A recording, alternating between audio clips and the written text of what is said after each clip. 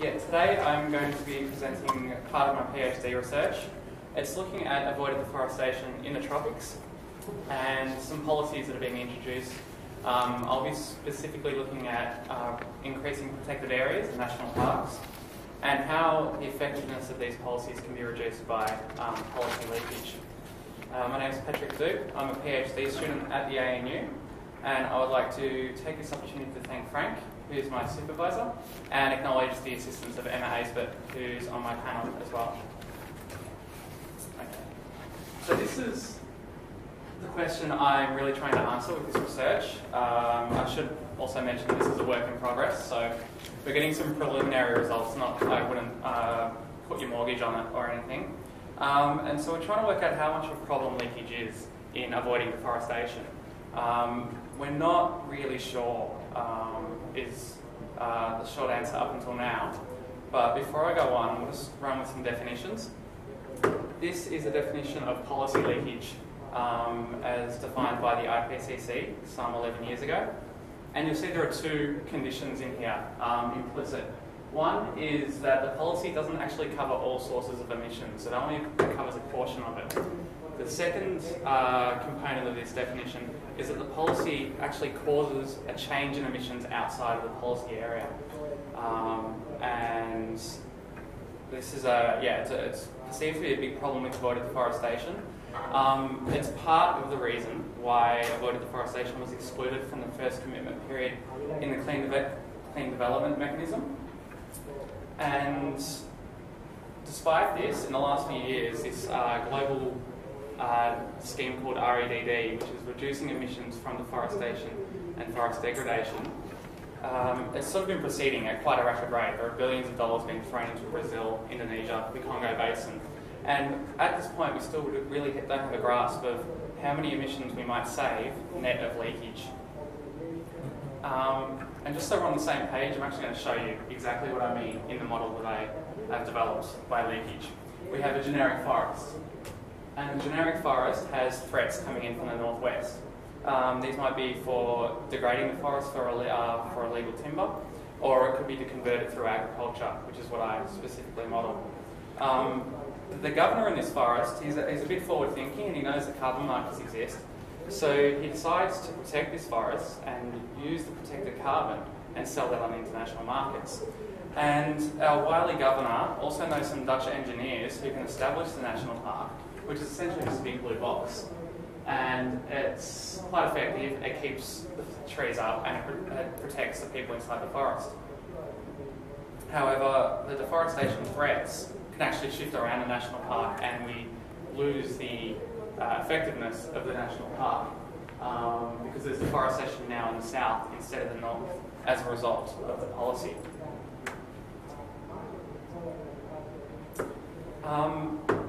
With carbon leakage, the biggest literature deals with international carbon leakage, dealing with energy sectors and energy markets.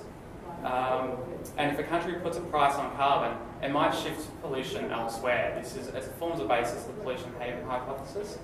And in the deforestation sector, or avoided deforestation sector, the leakage literature typically focuses on price changes in the forestry sector. That's in the economic sphere. There's lots of discussion in REDD circles, but this is more discursive of what might happen. There's nothing really rigorous and nothing analytical thus far. A recent paper by Gannon and Carl looked at forestry and deforestation was an input into the forestry process, and reductions in one country would shift aggregate supply, which would push everyone else that wasn't part of the wasn't in the country that had the reduction, would push them up the supply curve, and that would increase their emissions.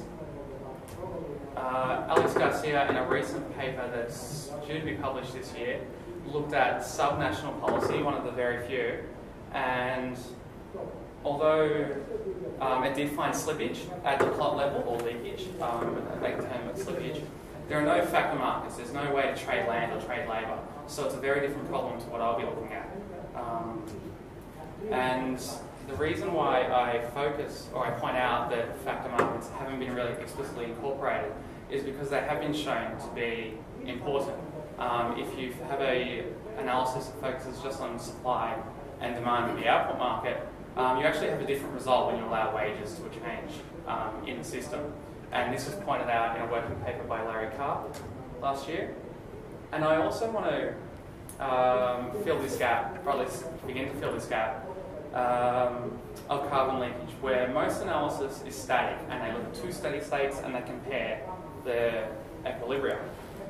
What I'm doing is looking at the path between the equilibria, and I show, or at least I think I show, that the actual path of leakage does give cause for optimism. Okay.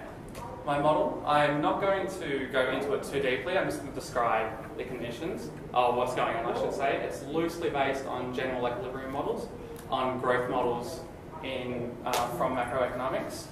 It's essentially a firm producing a good that's bought by a household, and there's one firm and one household. And this firm produces a good using labour and land. The household can also choose to deforest to expand the amount of land that the firm can actually use. There are two regions, A and B. B will be subject to some sort of a restriction on deforestation, and we'll be looking at the variation in A to try and get a measure of leakage. The household just uses labour to deforest. The single household wants to maximise consumption over time, owns all factors, and chooses to allocate labour between current wages and deforesting, which will give them future land rents, increased future land rents. It's a typical growth model in most respects. And as in most economic models, you'll have first order conditions which will define what's going on at the equilibrium. And here we have an intertemporal condition. So we want to maximise something now, a cost now. No, sorry, we want to equalise a cost now with a benefit next period. And so what we're doing, we can either allocate labour now to wages and to the production firm, and we can use that to buy consumption goods, or we can withhold that and use it to deforest, and in which case we'll get greater income next period and more consumables next period. Along the optimal path, this will occur at every point. And And so before I go on, I'll just say that this is a work in progress, and I've got one specific solution for a bunch of more or less ad hoc parameters. I've based the parameters on some macroeconomic stuff, not specifically with leakage. But to get my results, I model a baseline, which is just, you run the model and you see what happens. There's no restrictions, and you end up with deforestation in region A that's unrestricted, and deforestation in region B that's unrestricted. And then at some point I introduce an additional state, a process where region B is restricted in their deforestation rates by some amount. And then we measure region A and region B again. And the leakage is the change in region A divided by the change in region B. And why would leakage occur in this model? Well, when we're restricting deforestation in region B, there's a bunch of resources that would go into deforestation that are now free. And they can either go into production or into deforestation. And I'm basically measuring where they go with this model. And so this is the first first basic result. On the horizontal axis we have time, and at time t equals 20, region B is restricted in their deforestation rates. They're restricted four different ways, and they can, four different strengths I should say. They can be restricted to 25% of their emissions, which is the light blue, 50%, 75%, or they can completely halt deforestation in region B, which is the purple/navy line at the top. And we can see that a couple of things on this chart with right now. Leakage actually increases with the strength of reductions in region B, which is pretty straightforward and not too exceptional. The really interesting thing I find with this, particularly where no one's really discussed it and there's no acknowledgement of this that I found anywhere, the path of leakage actually is really slow to begin with, although it's increasing at a great pace, but it's low I should say, and it gradually asymptotes out. There seems to be an implicit assumption in a lot of the RED literature that leakage just happens and you hit a steady state straight away. In this model, it suggests there's a path, and it's pretty generous to policymakers in the tropics. Leakage is below 10% for roughly 15 years, and that gives, or 15 years I should say, 15 periods, and it gives a lot of scope for you to get your project in place to ensure that it actually does reduce deforestation. And then once you're happy with that, then you can look at mitigating leakage. I think this is a pretty strong result and a pretty optimistic result for REDD. And you can also see here that in the early years, leakage is equivalent across different strengths of deforestation reductions in Region B. This is an equivalent way of showing the same graph, the previous graph. I just wanted to represent it like this to show that the green line here is the area that is protected for deforestation restrictions in Region B. The blue line is the area that Region A increases by. The blue line is just at the bottom. I'm not sure if you can tell that. And you can see that the area protected is much, much greater than the area linked to Region A. And again, we see there's a slow, gradual, steady increase.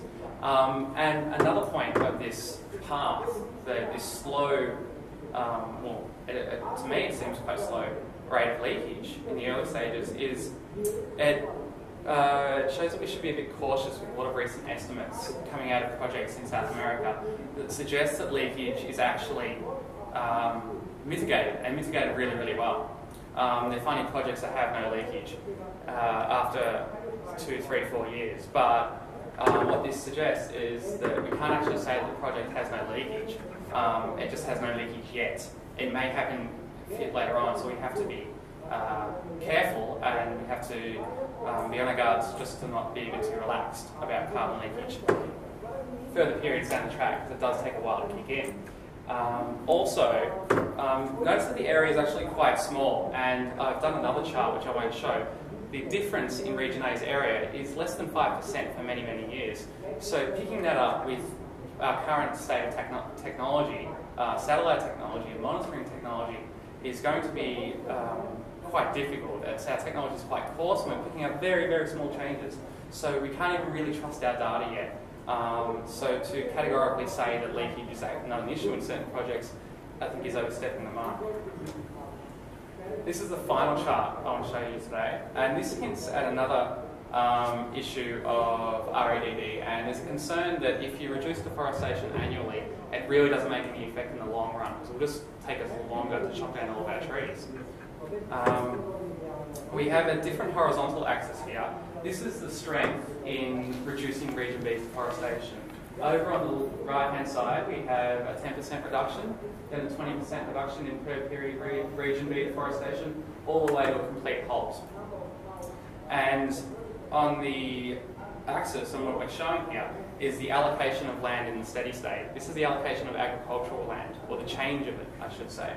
The blue line's Region A, and this is the increase in Region A relative to what they would have without any restrictions on Region B, and the green line's Region B.